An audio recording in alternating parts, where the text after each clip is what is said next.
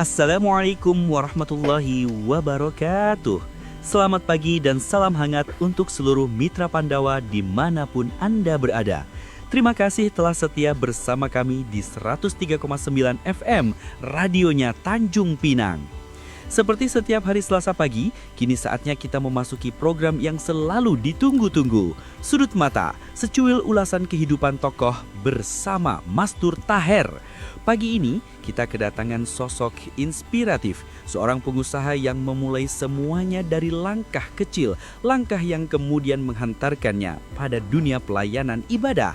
Beliau akan berbagi kisah transformasinya hingga menjadi pengusaha travel umroh yang dikenal banyak orang. Bersama kita pagi ini Bapak Tarsan Abu Zakir dengan tema Langkah Kecil Menuju Tanah Suci, transformasi pengusaha travel umroh. Untuk memulai obrolan penuh makna ini, langsung saja kita serahkan kepada rekan kita di studio. Silakan Bang Mastur. Anda masih bersama 103,9. Terima kasih. Assalamualaikum warahmatullahi wabarakatuh. Waalaikumsalam warahmatullahi wabarakatuh. Alhamdulillah, pagi yang penuh berkah di Selasa tanggal 20 berapa? Lupa pula. Tanggal 25 November tahun 2025. Masya Allah.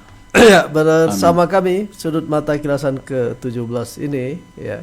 Bapak Tarsan Abu Zakir, alhamdulillah sudah berada di studio bersama kita semua. Ya, para pendengar sekalian, ya,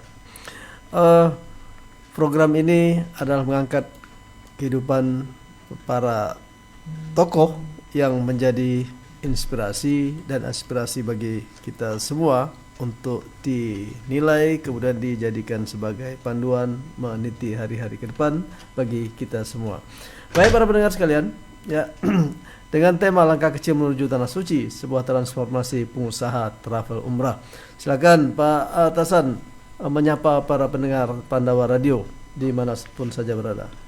Baik, Assalamualaikum warahmatullahi wabarakatuh. Waalaikumsalam warahmatullahi wabarakatuh. Pendengar Pandawa Radio dimanapun berada yang dirahmati Allah Subhanahu Wa Taala, bersyukur kepada Allah Subhanahu Wa Taala yang mana pada pagi hari ini atas limpahan taufik, rahmat, hidayah, inayah daripada Allah SWT, kita masih diberikan kesehatan, kesempatan dan juga berbagai macam kenikmatan Tuan Haji. Ya, alhamdulillah. Alhamdulillah. Ya, terima kasih. Nanti kita lanjutkan ya. Baik. Para pendengar sekalian, ya, acara ini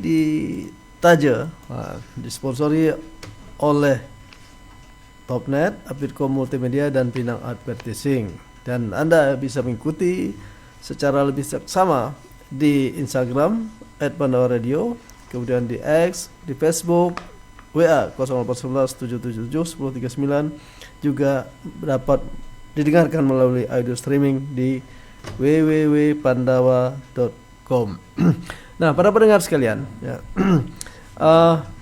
ya, salah satu kewajiban umat Islam menunaikan haji, namun ada yang mengikuti ibadah tersebut, yang setiap ibadah kewajiban itu ada yang sunnahnya, haji ada umrahnya, salat ada salat sunnahnya, dan puasa juga ada sunnahnya.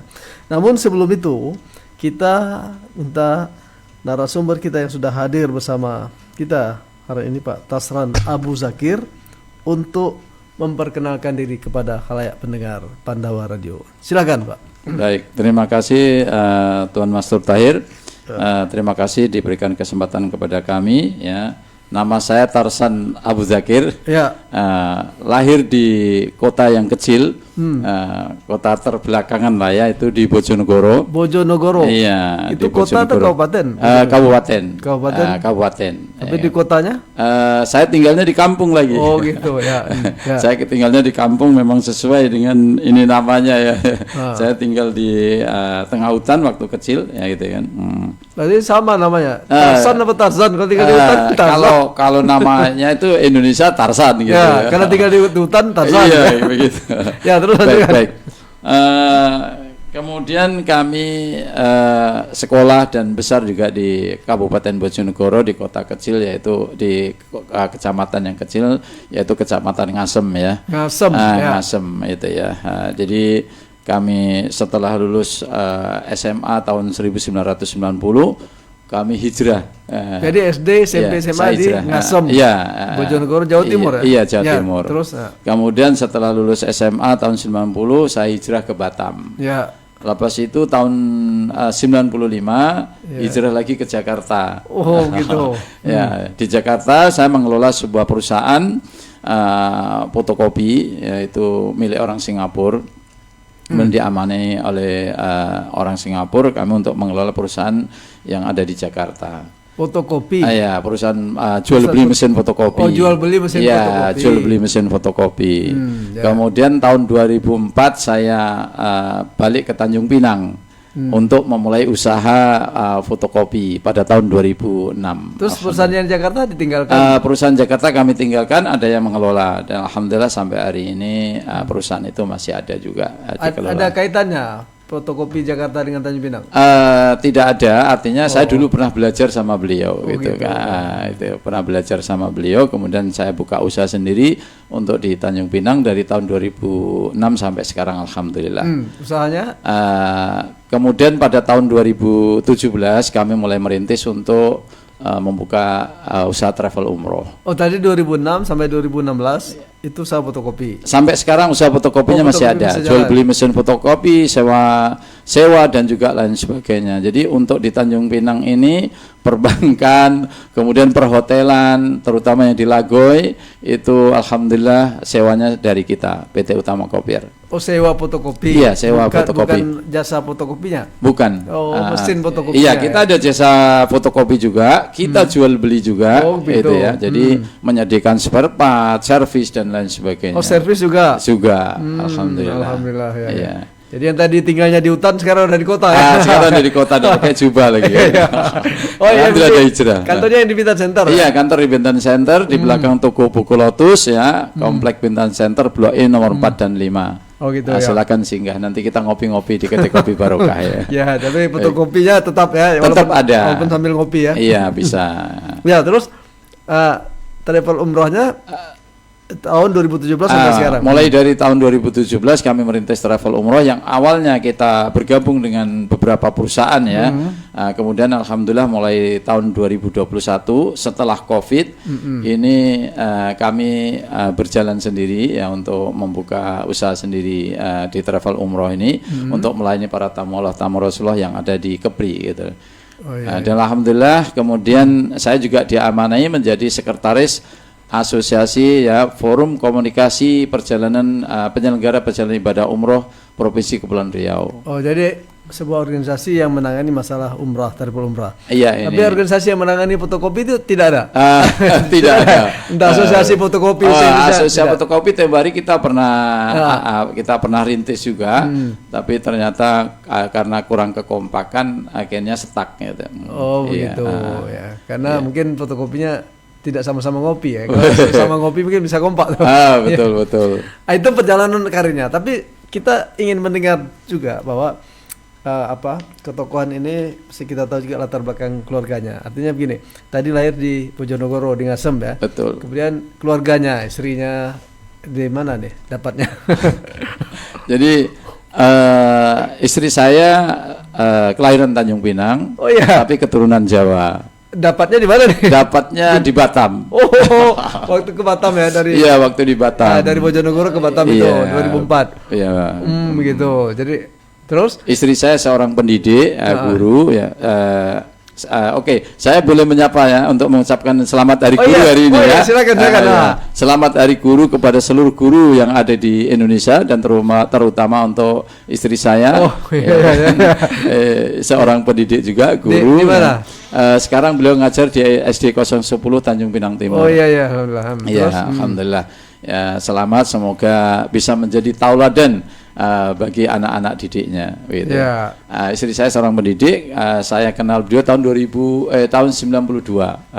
Kenalnya di Batam. Kan Gitu tadi ya. pindah ke Batam tahun berapa? Pindah Batam saya 90, hijrahnya 90. Oh, bukan 2004. 2004 pindah ke Jakarta. 95. Oh, 95 hijrah ke Jakarta, diamanai dari pengusaha dari Singapura untuk mengelola usahanya yang di Jakarta. Waktu itu sudah dibawa istri yang ke sana. Belum, kami belum. menikah tahun 95. Oh gitu. Habis nikah, ya kan? Selepas nikah kami hijrah ke Jakarta. Oh begitu. Seperti itu. Ya. Kemudian setelah terjadi kerusuhan 98, ya kan? Istri saya merasa ketakutan dan beliau pulang dulu, gitu kan? Pulang ke Tanjung Pinang terlebih dahulu. Kemudian saya menyusul tahun 2024. Itu. Iya. Kenapa ketakutan? Kan itu bukan artinya begini ya. Saya kan sempat hadir pas di Jakarta juga pas kerusuhan itu.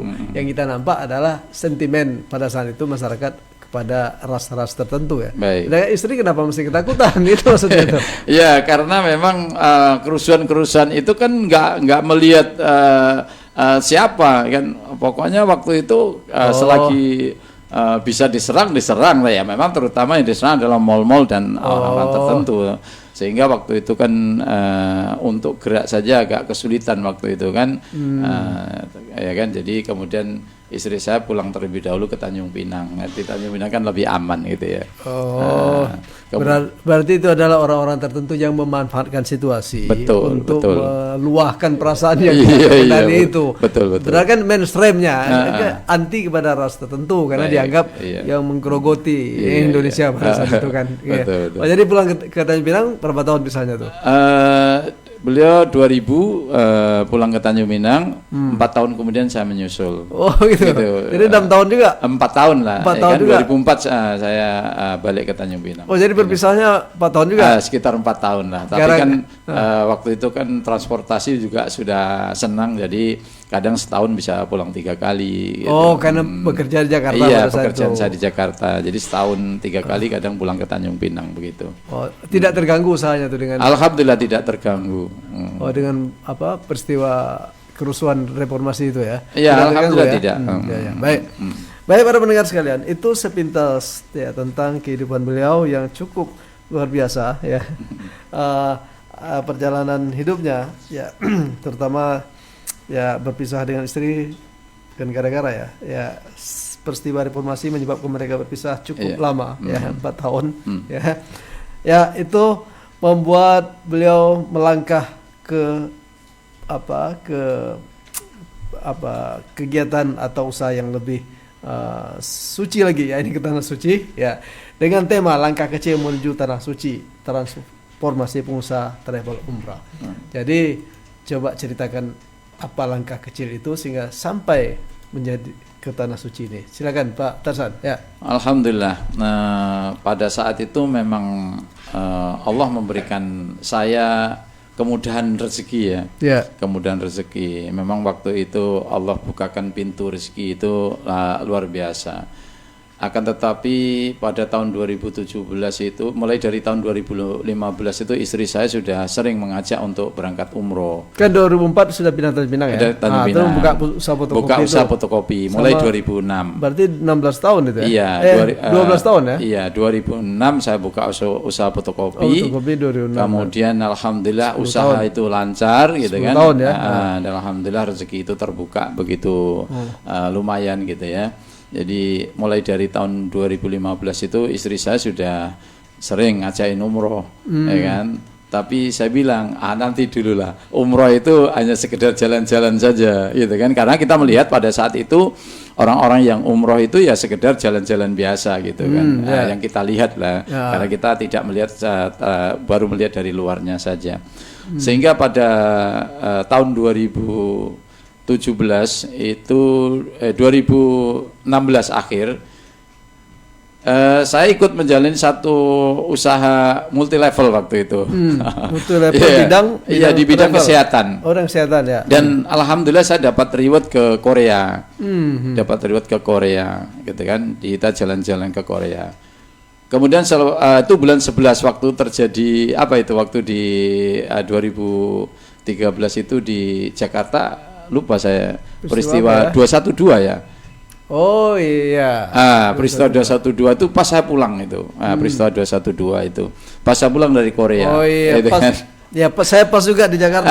Ya kayak gitu ya. Jadi peluang bisnis waktu itu memang luar biasa bagus. Kemudian saya dapat riwayat ke jalan-jalan ke Korea. Kemudian setelah pulang dari Korea itu di atas pesawat itu pagi hari Tuan Mastur, pagi hari kemudian saya melihat awan-awan di langit, oh, itu kan gitu, di ya. udara itu begitu indah. Kemudian saya merenung, ya Allah, saya sudah ke Korea, ke Singapura, Malaysia, ke Thailand, itu boleh dikatakan hari-hari gitu kan ya, senang kapan saja. Oh, karena ini usaha yang tadi tuh apa, multi level kesehatan Iya, itu multi level kesehatan. membawa Pak Tarsan bisa keliling Iya. dunia walaupun seperti Anggaplah sepersekian ya. waktu itu. Iya, iya. Dan juga waktu itu dapat riwayat juga ke Amerika. Hanya saja karena Muslim di waktu itu kita punya visa nggak keluar. Oh gitu iya, pada saat itu memang Amerika agak kan. ini memang iya, terhadap jadi Muslim ya. waktu pulang dari Korea di atas pesawat itu saya merenung, ya Allah, begitu indah ciptaanmu, saya sudah kemana-mana, kenapa ke rumahmu saja kok aku belum terketuk pintu hati sampai hari ini. Iya, iya. Padahal istri saya itu udah sering menangis minta ajak saya ke Baitullah gitu kan. Pas begitu pulang sampai rumah, ya kan, saya sampaikan, istri saya tanya gimana kabarnya Mas, alhamdulillah enak di Korea, alhamdulillah mantap, enak semuanya. Ya, saya lupa nanya, udah punya anak belum? Sudah, ya. Oh, jadi anak saya 3. Anak 3. Oh, Iya. tidak tanya. Anak tidak tanya waktu itu. Oh, enggak.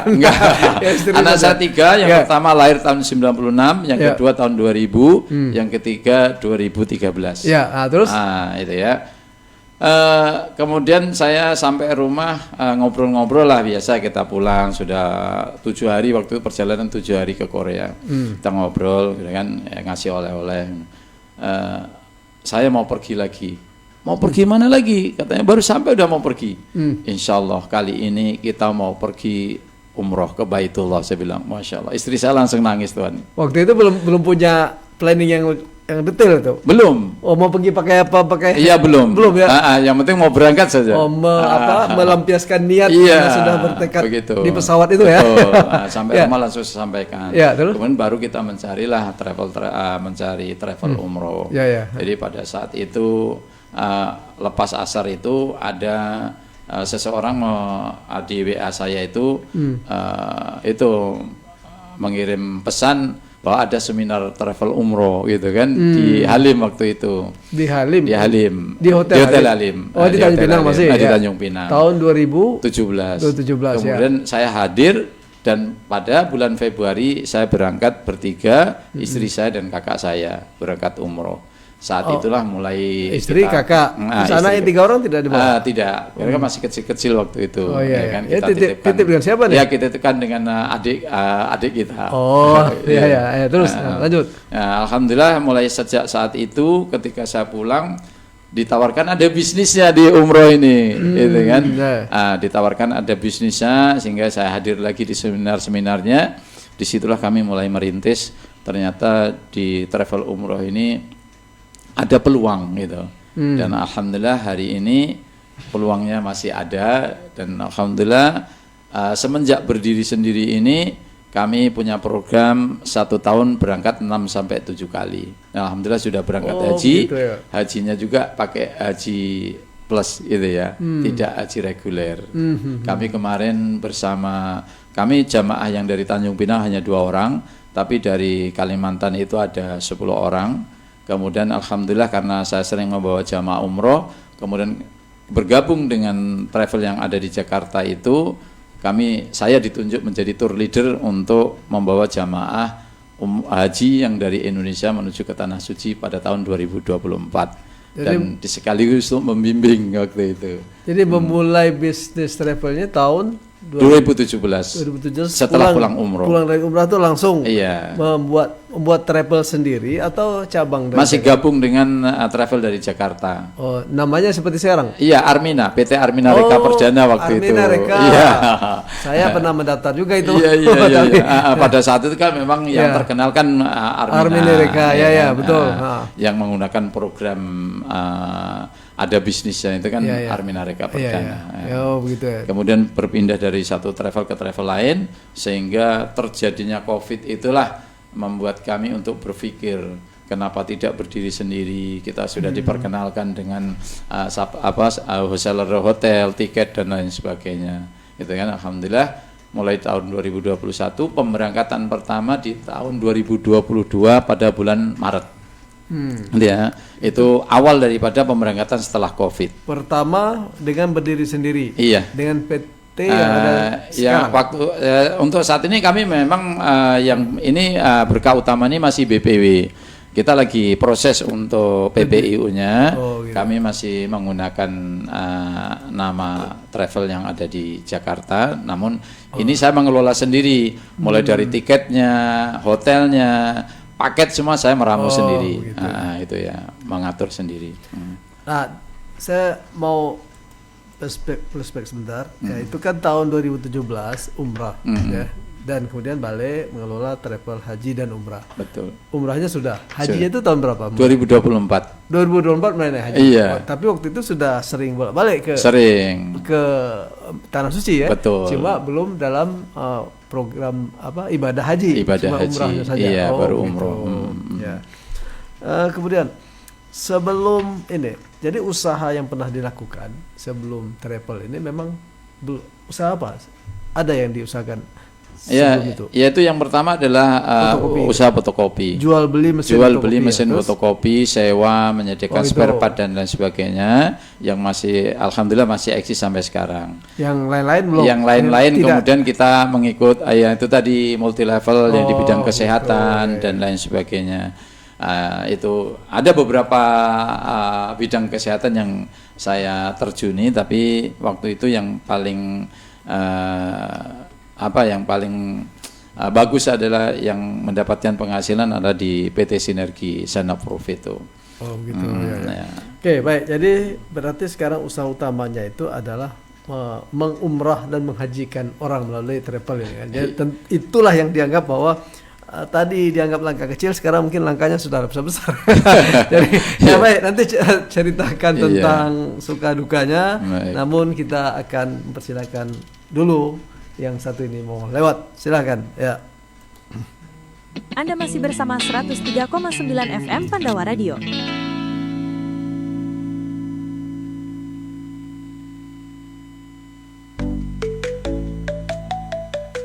Kamu sering buffering pas nonton film?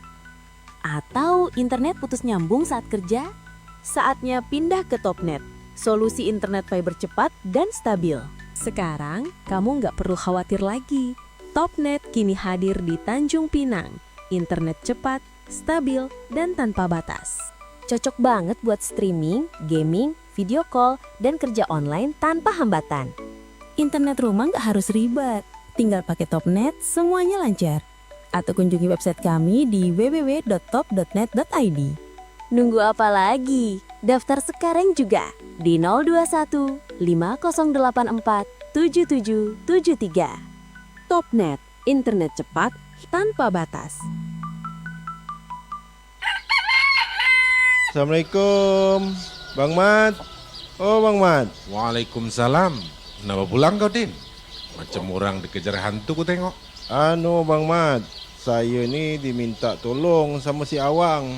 Malam tadi rumah dia tu masuk perampok. Jadi dia bilang Bang Mat tahu kat mana rumah orang pandai. Hai, orang pandai apa pula, Din? Orang pandai lah yang maksudnya bisa nengok-nengok apa benda yang hilang di rumah si Awang tu. Zaman macam gini, Din. Engkau masih percaya dengan benda-benda seperti itu, Din? Sekarang orang sudah pakai CCTV. Apa benda pula bang CCTV tu? CCTV itu semacam kamera yang bisa merekam peristiwa yang telah terjadi. Ingin rumah, kantor, serta tempat usaha Anda menggunakan CCTV? Atau Anda ingin mendesain web, pemrograman, serta memasang instalasi internet? Segera hubungi kami, CV Avikom Multimedia. Jalan Abadi kilometer 8 atas Tanjung Pinang, telepon 0771 444 3216. Kami siap membantu Anda. Avikom Multimedia, the best IT solution.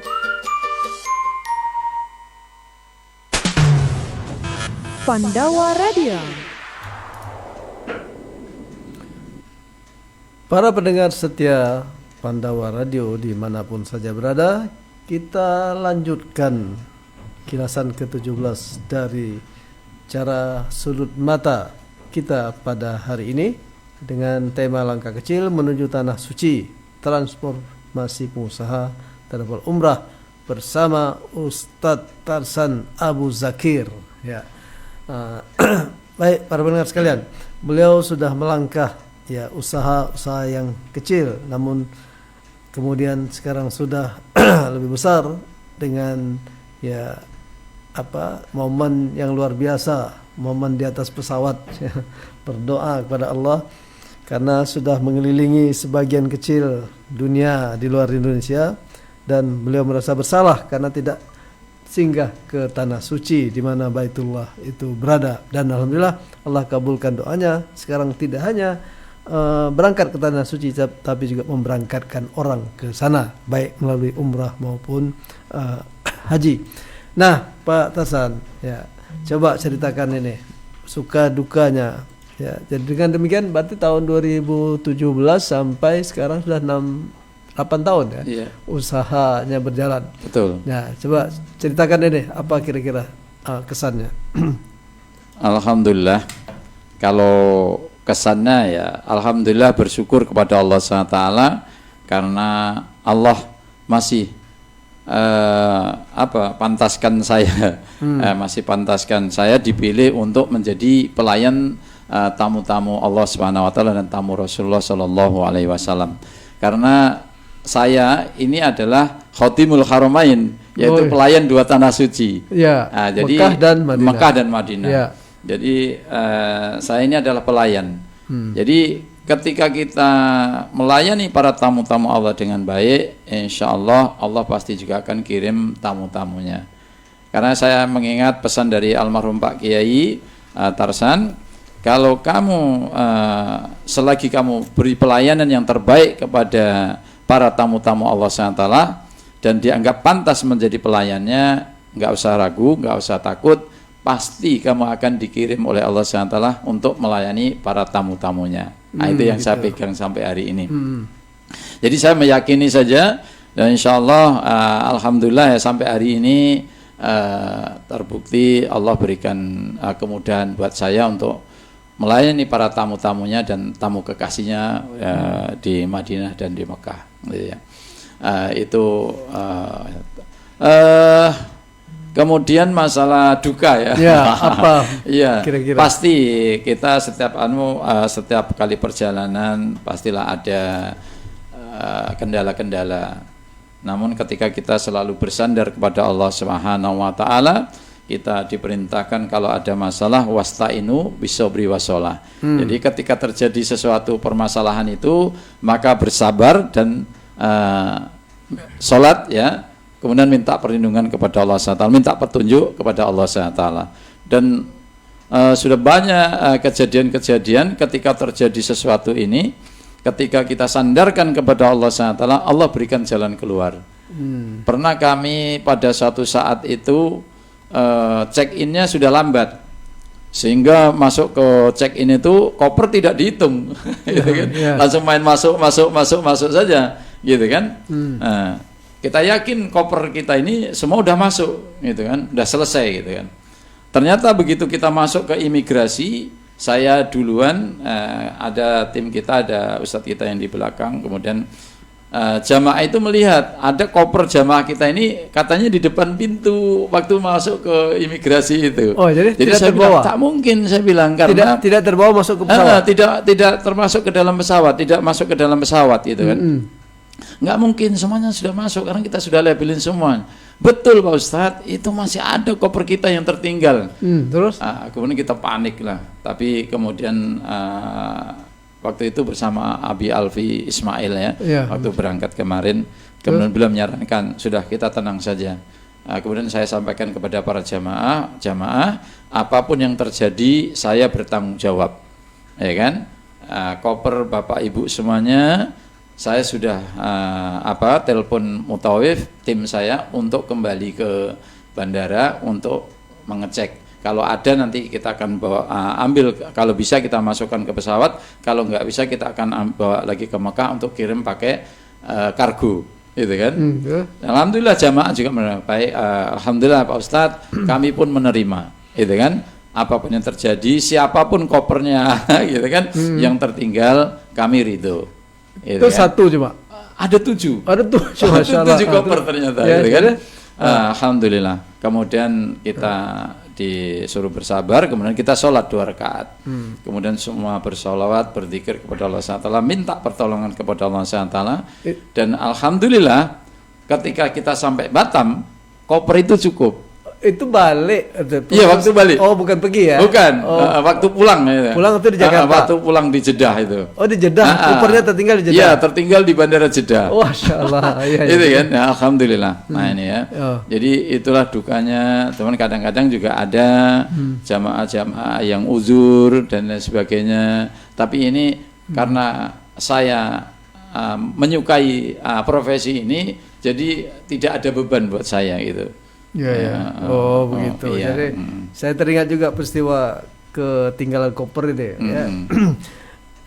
Ini di Tanah Suci ya. Saya waktu itu kan ya maaf anggota DPRD tahun 1999 sampai 2004. Dalam salah satu perjalanan dinas kami sampai Jakarta.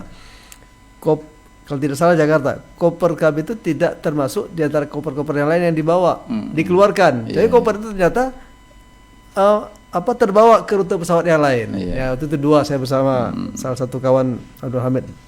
Jadi kami pasrah lah pada itu dan menunggulah jadwal pesawat berikutnya ada kita kondasikan. Alhamdulillah besoknya kita bentar lagi udah selesai itu. Jadi masalah koper ini kadang-kadang Iya. ya itu baru koper ya. Alhamdulillah.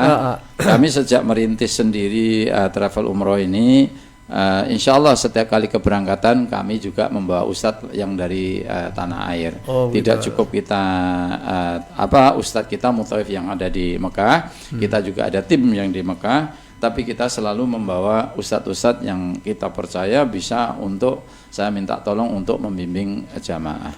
Oke, ini ada komentar yang harus ditanggapi, saya kira melalui Facebook ini, melalui Kisah Putri.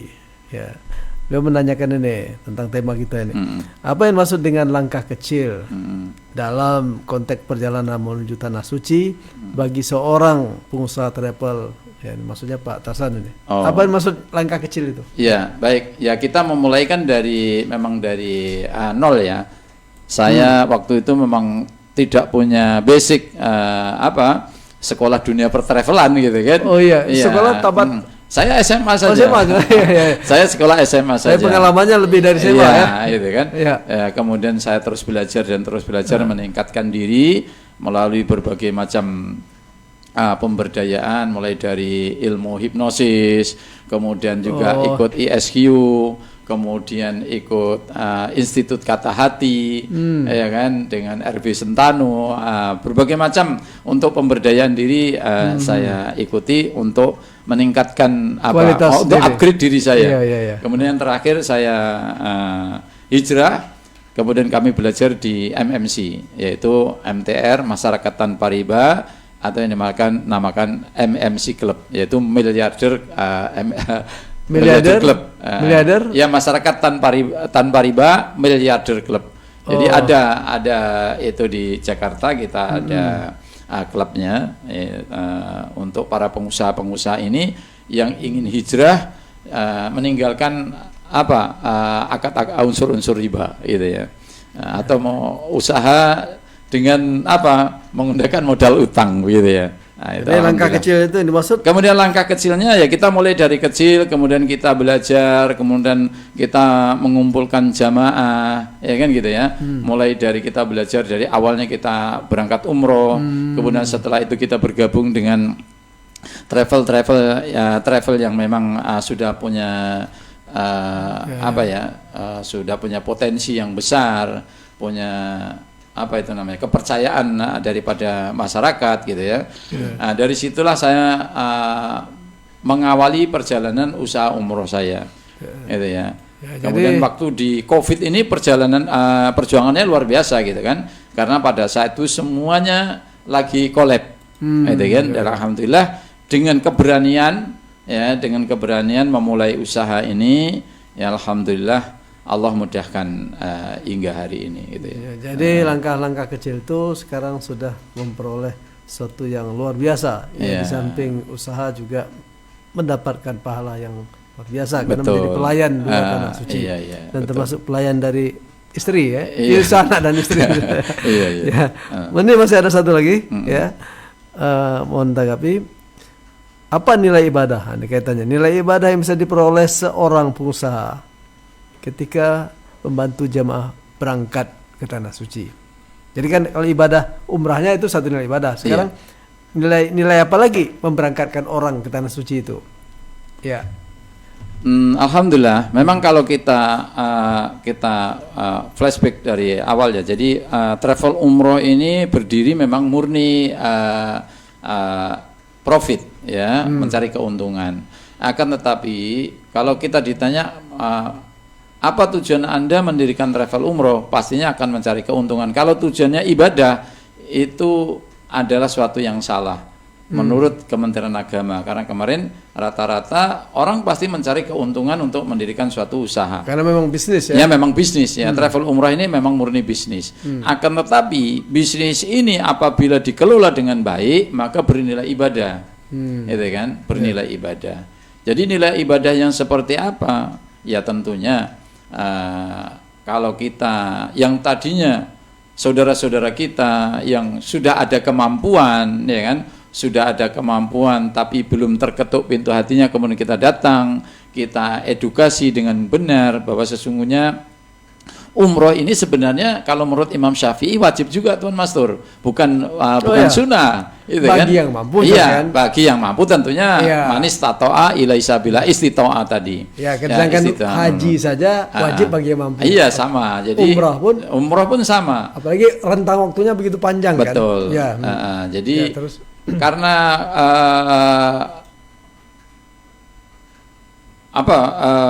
antrian daripada haji ini sangat panjang sehingga bisnis umroh ini sangat menjanjikan. Akan tetapi tetaplah kita istiqomah di jalan yang dituntun yang diajarkan oleh syariat supaya bisnis kita menjadi bisnis yang berkah. Karena memang banyak hari ini jamaah-jamaah yang masih tertipu, ya, masih juga banyak jamaah yang tergiur dengan program umroh murah dan lain sebagainya, gitu ya. Sehingga hari ini masih banyak, tiap hari masih ada kasus-kasus penipuan, Tuan Maskur. Ya, inilah yang menjadi motivasi saya untuk memberikan pelayanan yang lebih baik dan berusaha memberikan yang lebih baik lagi kepada para tamu-tamu Allah dan tamu Rasulullah. Gitu ya. Jadi nilai ibadahnya banyak sekali nilai ibadahnya. Karena ketika kita mengajak seseorang itu menyampaikan berdakwah, kemudian orang itu kemudian mau mendaftar, kemudian berangkat umroh, insya Allah kita mendapatkan pahala seperti apa yang dikerjakan oleh orang yang mengerjakan itu tanpa mengurangi sedikit pun pahala orang tersebut. Gitu ya.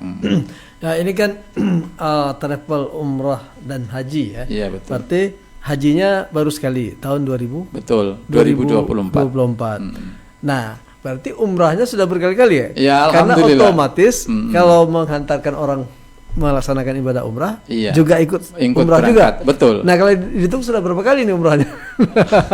Ya, udah nggak bisa dihitung lagi ya. Ya rata-rata setiap tahun itu 7 kali. 7 kali. 7 kali berangkat. Ini sudah 7 tahun, 8 tahun ya. Iya. Ya 50 sampai 100 kali lah ya. Kurang lebih begitu. Iya. Luar biasa pahala umrahnya karena pada saat itu ya jelas tidak mungkin tidak ikut umrah kan. Iya. Ya, dan alhamdulillah sampai hari ini setiap keberangkatan saya selalu berangkat untuk mendampingi jamaah walaupun saya bawa tim gitu ya. Saya terus berangkat karena supaya kalau terjadi sesuatu dan lain sebagainya saya bisa cepat mengatasi. Apalagi di musim-musim padat, musim-musim ramai November, Desember, Januari sampai nanti Ramadan ini kadang-kadang hotel-hotel ini crowded dan lain sebagainya. Itu kan banyak travel kadang-kadang di bulan-bulan Januari, Februari ini bahkan tidak mendapatkan hotel gitu ya. Jadi supaya ini menjaga kepercayaan daripada jamaah, maka saya terus berangkat untuk langsung mengawal jamaah mulai dari tanah air sampai ke pulangan. Gitu. Oh gitu. Itu rentang waktu berapa lama? Rata-rata perjalanan 12 hari. 12 hari ya? Pulang pergi. Dan alhamdulillah saya selalu mengutamakan cari tiket yang memang terbangnya dari Batam langsung langsung ke Jeddah. langsung ke Jeddah. Bukan Saya langsung memang tidak nyebrang ke Singapura karena memang ada sedikit kendala kalau menurut saya. Dan kemudian setelah kita lihat ribet daripada jamaah ini ketika lewat Singapura, Malaysia, langsung dari Batam, banyak positif dari Batam. Ya, langsung dari Batam. Lagi gitu pula ya. kan ya kenapa kita mesti singgah sementara kita punya negara yang punya bandara internasional Iya. dan secara ekonomi juga lebih Iya, menguntungkan iya. ya negeri kita kan Betul, gitu. betul. Dan alhamdulillah sekarang dari Batam sudah ada penerbangan setiap pekan sekali, setiap hari Sabtu terbang dari Batam langsung Jeddah. Itu ke Jeddah ya, tidak Iya, ada yang langsung langsung Jeddah. tidak ada langsung ke Mekah. Biasanya tergantung. Kalau saya sih lebih mengambil ke sunnahnya, yaitu masuk Madinah terlebih dahulu. Oh, Dari sunnahnya. Jeddah masuk Madinah. Tapi kalau ada permintaan, misalkan jamaah meminta, Ustadz kita mau minta ke Mekah dulu, ya kita bisa programkan. Itu ya. Dan itu kan ya perjalanan utamanya kan Jeddah, Mekah. Kemudian ada wisata ke negeri-negeri lain seperti katakanlah ke Palestina, ke Turki.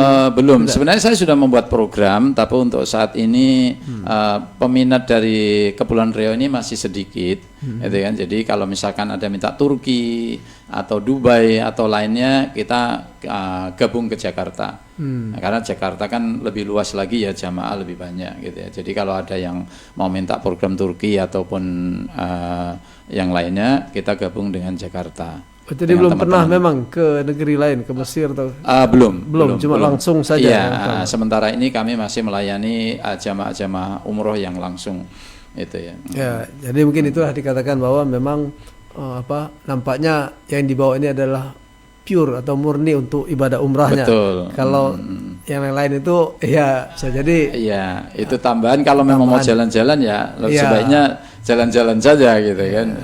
Tapi kalau yang sudah berangkat sekali dua kali, kalau memang mau tambahan ya itu tadi. Gitu. Seperti itu kita karena memang peminatnya sedikit untuk di Kepulauan Riau yang program Turki ini biasanya kita kirim ke Jakarta, gabung dengan Jakarta begitu. Tapi sebetulnya ya saya pernah melihat, nonton Facebook dan membaca lah bahwa orang Palestina itu ya itu berharap betul bahwa ada jemaah umrah terutama yang mampir ke sana menunjukkan bahwa mereka itu ya Masjid Al-Aqsa itu masih dipunyai oleh umat Islam. Ya, jadi mungkin lebih bagus di program ke Palestina ya, karena kalau tidak ada orang yang ke sana, kesan mereka ditinggalkan sendiri. Kemudian kesannya Masjid Al-Aqsa itu bukan milik umat Islam sedunia. Betul, baik. Barangkali itu yang perlu di. Ya, insya Allah saya sih tetap buat program itu ke Aqsa, ya kan. Kita ada buat program Aqsa. Tapi untuk saat ini kemarin ada satu yang menanya itu, akhirnya karena hanya satu orang, kemudian beliau dapat travel lain gitu ya. Jadi tetap saya bikin program Aqsa karena perintahnya la tusaduri hal itu kan. Jangan kalian melakukan perjalanan yang sangat jauh dan mengharapkan pahala daripada Allah SWT kecuali menuju ketiga masjid. Yang pertama yaitu fi Masjidil Hada di Masjid Nabawi kata baginda Nabi sallallahu alaihi wasallam, kemudian Masjidil Haram di Mekah, kemudian Masjidil Aqsa. Iya, berarti masih kurang itu satu. Kan, itu satu paket itu kan sebenarnya kan itu ya. Ya, tapi berarti kurang satu nih. Iya, kurang satu. Ya, kami tetap mohon doanya. Ya, mohon doanya semoga nanti bisa terkabul dan tercapai, bisa membawa jamaah ke Aqsa. Kalau Singapura memang ada. Singapura. Kalau orang Singapura bebas mau ke Aqsa. Oh, begitu ya. Oke. Baik para pendengar sekalian, ya itu perbincangan kita bersama Ustaz Tarsan. Ya, namun kita akan tetap meminta beliau memberikan pencerahan kita pada sesi berikutnya. Kita lewatkan dulu yang satu ini.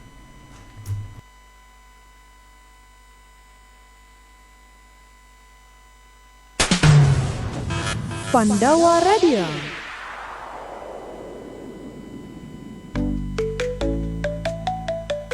Kamu sering buffering pas nonton film?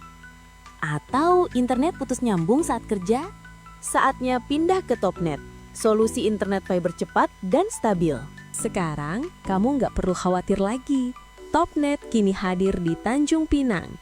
Internet cepat, stabil, dan tanpa batas. Cocok banget buat streaming, gaming, video call, dan kerja online tanpa hambatan. Internet rumah nggak harus ribet. Tinggal pakai Topnet, semuanya lancar. atau kunjungi website kami di www.top.net.id. Nunggu apa lagi? Daftar sekarang juga di 021 5084 7773. Topnet, internet cepat tanpa batas. Assalamualaikum, Bang Mat. Oh, Bang Mat. Waalaikumsalam. Kenapa pulang kau, Din? Macam orang dikejar hantu ku tengok. Bang Mat, saya ni diminta tolong sama si Awang. Malam tadi rumah dia tu masuk perampok. Jadi dia bilang Bang Mat tahu kat mana rumah orang pandai. Hai, orang pandai apa pula, Din? Orang pandai lah yang maksudnya bisa nengok-nengok apa benda yang hilang di rumah si Awang tu. Zaman macam gini, Din, engkau masih percaya dengan benda-benda seperti itu, Din? Sekarang orang sudah pakai CCTV. Apa benda pula bang CCTV tu?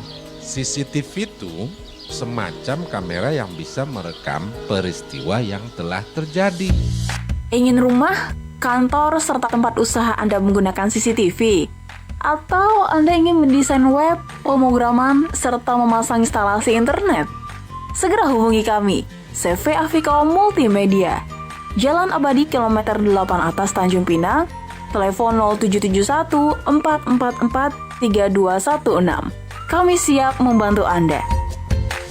Afiko Multimedia, the best IT solution.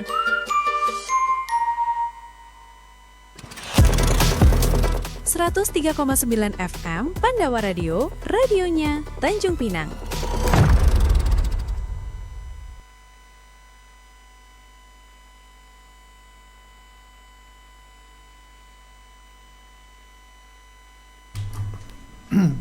Para pendengar setia Pandawa Radio dimanapun saja berada, kita masih bersama Ustadz Tarzan, ya. Pemilik Travel Umrah, salah satu travel umrah di Tanjung Pinang, ya. Ustadz Tarzan, ini gini, ya, travel umrah berkah utama, ya. Ini Utama travel. punya tagline ini, umrah tanpa hutang, ibadah lebih tenang.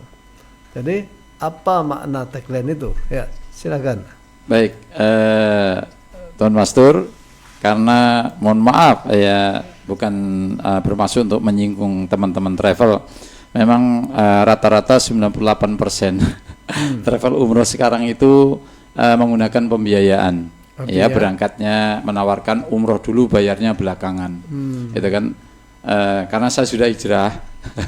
Karena sudah hijrah, maka moto saya sekarang saya balikkan bahwa umroh lunas dulu baru berangkat itu tetap lebih baik. Umroh tanpa utang, ibadah lebih tenang. Oh begitu. Makna daripada umroh tanpa utang lebih tenang, umroh tanpa utang, ibadah lebih tenang karena apa?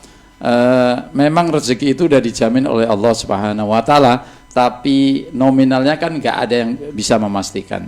Nah, saya khawatir rata-rata yang umroh pakai umroh dulu bayar belakangan ini, kemudian ditagih gitu kan, pas ditagih mungkin rezekinya belum ada, kemudian kan ini mengurangi kesempurnaan daripada ibadah. Anggaplah memang itu teman-teman mengatakan tidak ada riba ya, gitu kan, kalau tidak ada riba.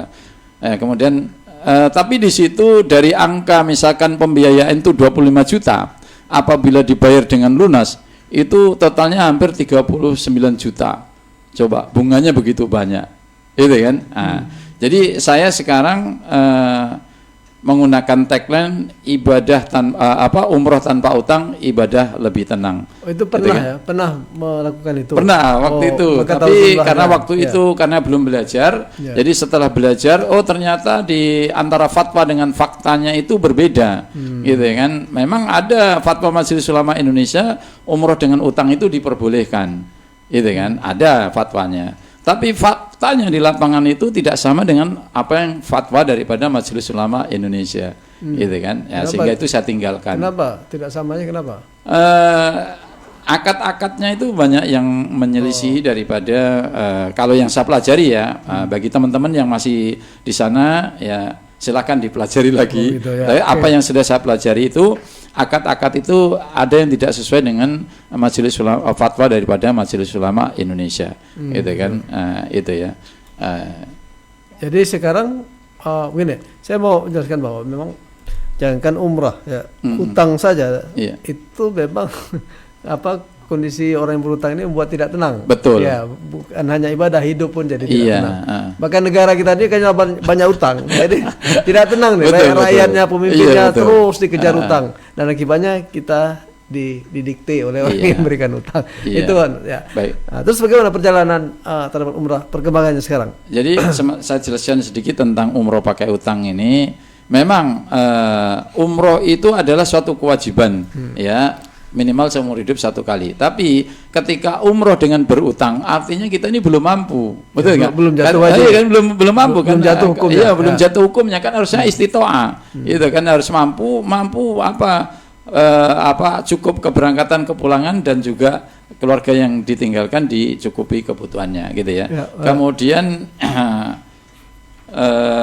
bahwa utang yang kita menggugurkan satu kewajiban kemudian menimbulkan kewajiban baru, yaitu kan utang apabila nggak selesai di dunia akan tetap ditagih di akhirat, begitu ya. Alhamdulillah dengan saya menggunakan tagline umroh tanpa utang ibadah ya lebih tenang. Sekarang perkembangannya? Ya alhamdulillah. Ya alhamdulillah kita bersyukur, ya masih bisa kita tetap bisa kok, kita tetap banyak kok jamaah-jamaah yang mau membayar dengan bayar tunai itu, gitu ya. Alhamdulillah kami sudah, cabang kita di Batam juga ada, di sana ada Pak Eris ya, yang dulu pernah berangkat umroh bersama kami, kemudian beliau juga sekarang giat untuk bergabung bersama kami untuk menyampaikan mengambil cabang untuk di Batam, dan juga di daerah Guntung, Tembilahan, kami cabangnya di Guntung, ada Tuan Haji Marsidi di sana, dan juga ada teman-teman kita yang sudah berangkat umroh itu juga mau menyampaikan, seperti Bang Haji Nurdin, dan insya Allah nanti beliau akan berangkat lagi di bulan Syawal itu bersama keluarganya, gitu ya. Itu kan, itu. Jadi alhamdulillah kita dikirim dari berbagai macam daerah ya sekarang ini untuk jamaah-jamaah kami, gitu. Ya, alhamdulillah. Ya, demikian tadi para pendengar. Namun ini kita ingin mendengar pesan kepada masyarakat dan khususnya generasi muda. Apa kira-kira yang ingin disampaikan sebagai ya inilah filosofi hidup atau apapun namanya? Ya, silakan kata penutupnya. Baik, untuk para pemuda, generasi muda yang sekarang ini tetap semangat, ya kan? Lakukan apa yang bisa dilakukan dan terus upgrade diri kita, ya. Upgrade diri kita untuk bertemu dengan orang-orang yang sudah sukses. Ya, kita ikuti jejaknya, kemudian kita belajar sama beliau, siapa saja. Karena kita seorang pengusaha muslim, tentunya kita harus mengikut role model seperti yang dicontohkan oleh baginda Nabi Shallallahu Alaihi Wasallam. Di sini kita juga, saya terus belajar tentang bab muamalah yang baik, ya. Kami belajar dengan Ustadz Abu Khalil, ya. Dia fikih muamalahnya ini, kalau menurut saya yang setelah saya pelajari ini bagus, ya. Sesuai dengan apa yang diajarkan oleh Rasul Sallallahu Alaihi Wasallam, syariat Islam ini, sehingga kita pengusaha muslim harus belajar terus, ya, belajar bagaimana bermuamalah dengan baik. Bahkan pada zaman Khalifah Umar bin Khattab, kalau kita nggak tahu cara berdagang di pasar itu, kita disuruh keluar, suruh belajar dulu, ya kan? Maka dari itu anak-anak muda, ya, ayo terus jangan putus asa, terus belajar bermuamalah, belajar berbisnis, apapun bisnisnya, tapi yang muslim ikutilah bisnis yang sesuai dengan syariat sebagaimana yang diajarkan oleh baginda Nabi Sallallahu Alaihi Wasallam. Iya, terima kasih Ustadz Hazan. Ya, pesannya yang luar biasa untuk belajar dan terus belajar, dan itulah yang beliau lakukan walaupun melangkah dengan langkah yang kecil. Betul. Tapi akhirnya sekarang sudah melangkah ke langkah yang besar dan akan terus membesar dan menjadi pengusaha yang insya Allah sukses dunia dan akhirat. Amin. Demikian saja. Terima kasih Ustadz Tarsan ya, dan para pendengar sekalian yang turut berpartisipasi serta seluruh yang mendukung acara ini.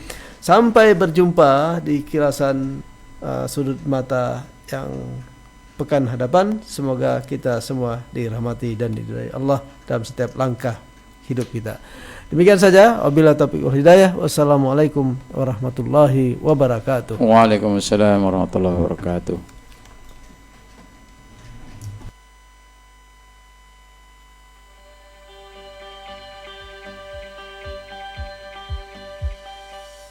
Demikian perbincangan inspiratif kita dalam program Sudut Mata, secuil ulasan kehidupan tokoh pagi ini. Banyak sekali pelajaran yang bisa kita petik dari kisah Pak Tarsan Abu Dzakir tentang bagaimana sebuah langkah kecil yang diiringi niat tulus, ketekunan dan keyakinan dapat mengantarkan seseorang pada perjalanan besar, bahkan hingga membuka jalan menuju tanah suci bagi banyak orang. Semoga cerita hari ini memberi motivasi bagi kita semua untuk terus melangkah sekecil apapun upaya yang kita mulai. Karena setiap perubahan besar selalu berawal dari keberanian mengambil langkah pertama. Terima kasih kepada seluruh mitra Pandawa 103,9 FM yang telah setia mendengarkan. Insya Allah, kita bertemu lagi pada edisi berikutnya dengan kisah yang tak kalah menginspirasi. Saya akhiri, wassalamualaikum warahmatullahi wabarakatuh.